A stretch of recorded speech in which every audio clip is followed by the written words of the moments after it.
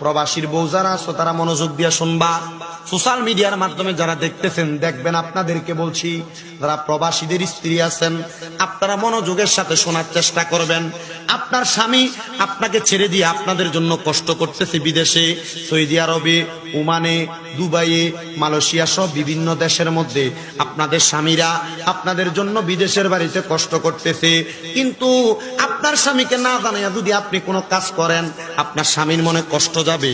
আপনার স্বামীকে না জানাইয়া যদি আপনি বাজারে চলে যান আপনার স্বামীর মনে কষ্ট যাবে। আর আল্লাহর নবী কয়, আমি যদি কোনো মহিলাদেরকে দুনিয়ার জমিনের মধ্যে সেজদা করার অনুমতি দিতাম তাহলে তার স্বামীর কদমের মধ্যে সেজদার অনুমতি দিতাম। বলে কেন গো নবী, কেন এমন কথা বললেন? কারণ আমার নবী বলতেছে স্বামীর দায়িত্বটা, স্বামীর মর্যাদাটা বেশি বিদায় এই কথাটা বললাম। এজন্য আমি আমার আম্মুজিদের কাছে বলবো, আপনার স্বামী যেভাবে বলবে আপনি সেভাবে চলার চেষ্টা করবেন।